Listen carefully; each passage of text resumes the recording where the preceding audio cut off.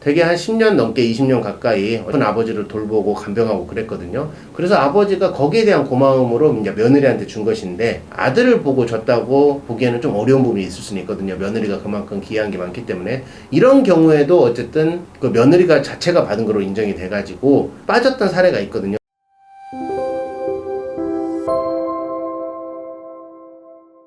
안녕하세요. 더 스마트 상속의 이유리 변호사입니다. 오늘은 제가 평소 상담을 많이 하는 그 의뢰인들의 사연에 대해서 이야기를 할 것인데요. 어머니가 형과 형의 그 가족들에게만 재산을 대부분 다 나눠주셔가지고 정작 그 차남인 본인은 이제 재산을 별로 못 받게 된 그런 안타까운 사연에 대해서 한번 이야기를 한번 해보려고 합니다.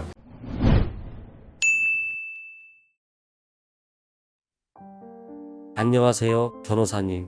최근에 어머니가 돌아가셨고 상속인은 두 아들, 즉 저희 형제 둘뿐이었습니다. 어머니는 생전에 첫째 아들인 형을 특히 아끼셨습니다. 돌아가시기 5년 전에 형과 형의 가족들에게만 아파트 한 채를 증여하셨는데요. 형에게 아파트의 50%, 그리고 며느리에게 30%, 형의 자녀들인 손자녀 2명에게 각 10%씩을 증여하셨습니다. 문제는 어머니가 남기신 나머지 상속 재산이 은행 계좌에 있는 100만원 정도에 불과하다는 점인데요. 이로 인해 둘째 아들인 저는 상속 재산을 사실상 받지 못하는 상황에 처하게 되었고, 형을 상대로 유류분 반환 청구를 고려하게 되었습니다. 그런데 이 유류분 반환 청구를 할 때 형이 받은 재산에다가 형의 가족들인 며느리나 손주들이 받은 재산도 포함될 수 있는 걸까요? 먼저 결론적으로 말씀드리면, 해당 사례에서 동생은 형이 받은 지분뿐만 아니라 며느리나 손자녀들이 받은 지분에 대해서도 유류분을 반환받을 가능성이 큽니다. 먼저 상속인인 장남이 증여받은 재산입니다. 장남이 부모님으로부터 증여받은 재산은 사실 증여 시점과 관계없이 유류분 반환 대상에 포함이 됩니다. 즉 아들이 언제 증여받았든지 그 기간에 상관없이 다른 상속인이 장남에 대해서 본인의 유류분을 주장을 하면 해당 재산에 대한 유류분을 반환해 주어야 한다는 것입니다. 두 번째로, 상속인이 아닌 며느리나 손자녀가 받은 재산은 그러면 유류분 반환 대상에 포함이 되느냐 여부입니다. 이 사안에서는 이제 며느리와 손자녀였는데요.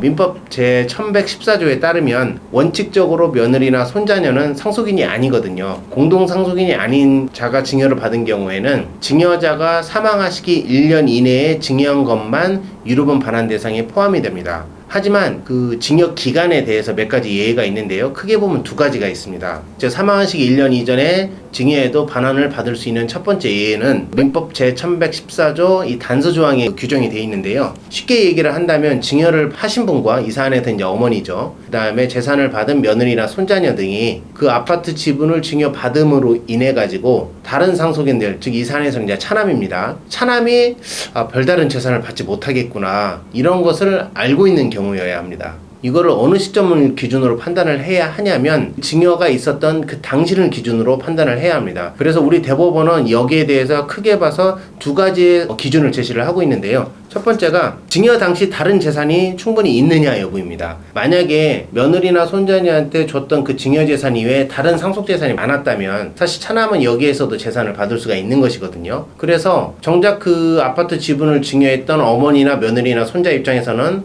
차남은 여기 다른 재산 받으면 되는 것이니까 차남도 뭐 일정 부분 상속을 받을 수가 있겠구나, 이렇게 이제 판단을 할 수가 있거든요. 그래서 증여 당시에 어머니가 다른 재산이 있었는지 여부가 주된 판단 기준이 될 수가 있고요. 두 번째로, 어머니가 향후에 재산을 많이 취득할 수 있을 것인가, 즉 재산이 증가할 것인가, 이 부분도 알았느냐 여부를 판단하는 두 번째 기준이 됩니다. 좀 더 풀어서 말씀을 드린다면은, 예를 들어 증여자가 40대나 50대인 경우예요. 아니면 뭐 60대인 경우라고 하더라도 활발하게 사회생활을 하고 있고 뭐 사업체를 운영하고 있어서 모든 재산을 그때 줬다고 하더라도 앞으로 또 다른 재산이 또 형성이 될 것이기 때문에, 어머니가 만약에 그때 많은 수입이 있었다면 사실 며느리나 또는 뭐 손자녀 입장에서는 뭐 할머니가 뭐 아직도 왕성하게 사회활동하고 계시고 또 다른 재산을 취득할 수가 있을 것이니까 그런 재산으로 상속을 받을 수 있을 거다, 이렇게 생각할 수가 있거든요. 또 어머니 본인 입장에서 본다고 하더라도 내가 이 재산은 지금 장남이나 장남 가족들한테 주지만 내가 앞으로 형성할 다른 재산들은 뭐 차남한테 주겠다,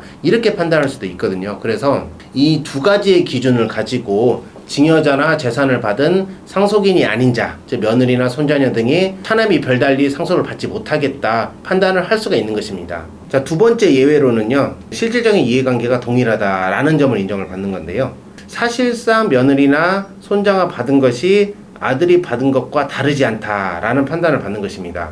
예를 들어서 아들을 기준으로 해서 며느리나 손자녀가 받았는데 실제 재산은 아들이 관리하고 있는 거예요. 이거는 사실상 아들의 이익과 동일시할 수가 있거든요. 그렇다면은 며느리나 손자녀한테 줬다고 하더라도 실제로는 아들이 받은 것으로 간주를 해서 아들이 해당 재산에 대한 유류분 반환 책임을 지게 됩니다. 결론적으로 이 첫 번째 말씀드린 준 사람과 받은 사람이 증여를 받음으로 인해 가지고 다른 상속인이 별로 재산을 받지 못할 것이다 라는 점을 인정을 받는다든지, 아니면은 사실상 며느리나 손자가 받은 게 사실 장남이 받은 것과 다르지 않다, 두 번째 예를 인정받든지, 두 가지 중에 하나만 인정이 된다면 그 재산은 1년 전에 주었든 5년 전에 주었든 10년 전에 주었든 기간에 상관없이 유류분 반환 대상에 포함이 될 수가 있습니다. 자, 그렇다면 이제 실제 그 소송의 그 하급심 사례에서 그럼 어떤 경우에 그런 게 인정이 되느냐, 이제 구체적인 사례를 본다면은요, 대표적으로 크게 두 가지입니다. 보통 이 사건에서도 그랬지만은 아파트를 장남, 며느리, 손자녀들 두 명이 나눠받았거든요. 대부분 나눠받는 거는 사실 세금 절세 때문에 그렇습니다. 그러니까 증여세 같은 경우에는 한 명이 받는 경우보다는 재산을 나눠서 받는 게 절세에 도움이 되고, 또 손자녀들 같은 경우에는 성인이라면 또 5천만 원 공제도 있고요. 또 며느리 같은 경우에도 1,000만 원 또 공제를 인정받을 수 있거든요. 그래서 아들한테만 준다면 공제 혜택도 10년 동안 5천만 원 공제 한 번뿐이고, 아무래도 금액이 커지다 보니까 세율도 높아지게 되는데요. 이거를 4명으로 나누게 되면 금액이 그만큼 작아져서 세율도 작아지고, 또 각자 공제 부분을 활용할 수가 있어서 절세 목적으로 나눠받는 경우가 사실 많습니다. 그래서 실제 유류분 사례에서 본다면 상가 건물, 아파트 이런 거를 장남이나 며느리, 손자녀들, 아니면 딸이나 사위, 또 역시 손자녀들 이렇게 나눠받는 경우에는 이게 사실상 거의 이해관계가 같거든요. 어찌 본다면. 그래서 그 유류분 반환 대상에 며느리나 손자녀가 받은 것도 포함이 될 가능성이 많고요. 그 다음에 두 번째로는 특별히 다른 이유를 소명하지 못하는 경우입니다. 그러니까 이게 청구를 당한 입장에서 본다면 내가 여기에서 벗어나려면 며느리나 손자녀가 받아야 하는 특별한 이유가 있다면 그거를 설득을 해서 어머니가 보통 며느리나 손자녀한테 확실히 주고 싶었던 어떤 특별한 사유가 있었구나. 구체적으로 예를 든다면 손자녀가 결혼을 했어요. 근데 결혼을 했는데 이제 결혼 선물로 주신다든지, 예를 들어서 실제 손자녀가 결혼을 함과 동시에 신혼집으로 이용할 전세금, 또 아파트 구입대금 이런 거를 그냥 할아버지나 할머니가 지원을 직접적으로 해서 실제 그 금액으로 활용됐다는 것까지 나와야 합니다. 그래서 이거는 특별한 이유가 있는 거거든요. 손자녀한테 준다는 게. 또 다른 게 있다면 저희가 인정받은 사례 중에 며느리가 사실 되게 고생을 많이 했어요. 그 남편은 사실 군인이었고, 그래서 거의 대부분 이제 집에도 못 들어오고, 근데 아버지를 모시고 살았는데 시아버지를 되게 한 10년 넘게 20년 가까이 큰 아버지를 돌보고 간병하고 그랬거든요. 그래서 아버지가 거기에 대한 고마움으로 이제 며느리한테 준 것인데, 자, 이런 경우도 본다면 어떤 특정한 목적이 있거든요. 되게 고생을 했던 며느리에 대한 감사함과 고마움으로 주셨고, 이거를 사실 집에도 잘 오지도 않는, 물론 일 때문에 그랬지만 아들을 보고 줬다고 보기에는 좀 어려운 부분이 있을 수는 있거든요. 며느리가 그만큼 귀한 게 많기 때문에. 이런 경우에도 어쨌든 그 며느리가 자체가 받은 거로 인정이 돼가지고 빠졌던 사례가 있거든요. 그래서 어떤 손자녀나 며느리가 받을 만한 특정한 사유가 있는가, 또 그걸 얼마나 증을 할 수가 있는가, 이런 부분인데 이런 별다른 이유가 사실 없어요. 그냥 주셨다 이렇게 된다면 사실상 그냥 아들이 받은 것으로 간주될 가능성이 조금 더 높을 것입니다. 결론적으로 얘기를 하면 어쨌든 며느리나 사위는 사실 아들과 딸과 무총 관계이죠. 그래서 사실 이 며느리나 사위가 받은 거는 사실 아들이나 딸이 받은 것으로 인정되는 경우가 거의 많습니다. 사실 인정이 안 된다고 하는 게 더 이상한 것이죠. 제3자에 대한 유류분 그 시기가 어쨌든 문제가 되는 거는 사실 며느리나 사위나 손자녀를 두고 입법이 된 게 아니거든요. 대표적으로 그 규정이 적용되는 건 어떤 기부단체 등등을 이제 상정을 하고 이제 그런 규정을 둔 것이거든요. 입법의 의도는 어쨌든 완전한 기부단체나 제3자였는데 어쨌든 유류분 소송이 많이 발생을 함으로써 인해 가지고 며느리나 손자도 어쨌든 제3자에게 해당되기 때문에 이 부분을 방어하는 측면에서 활용을 하게 된 것이거든요. 근데 며느리나 사위같이 무총관계가 빠진다고 하는 건 좀 뭔가 납득하기 어렵고, 손자녀 같은 경우는 같은 자녀이기도 하거든요. 조부모님 입장에서는. 그래서 손자녀한테 줘야 한다는 어떤 특별한 이유가 있다면 사실 빠질 가능성도 있습니다만은 실무적으로는 그래도 손자녀가 준 것도 어쨌든 자녀에게 준 것으로 인정을 받은 사례가 사례가 조금 더 많은 것 같습니다.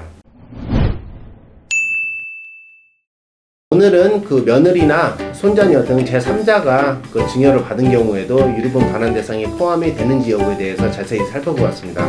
본 영상에 대해서 궁금한 점이 있으시거나 기타 상속 분야에 대해서 궁금한 점이 있으시면 댓글에 나와 있는 링크를 통해 상담을 신청해 주시면 되겠습니다. 특히 이제 상담을 하시게 되면 그 개별 사안에 대해서 구체적으로 진단과 분석이 또 가능하고요. 또 유류분 소송 같은 경우에 예상 가능한 이익이 얼마나 되는지, 또 승소 가능성은 어떻게 되는지, 구체적인 절차나 비용은 어떻게 되는지에 대해서 자세히 상담받으실 수가 있을 것입니다. 지금까지 저는 더 스마트 상속의 이효리 변호사였습니다. 감사합니다.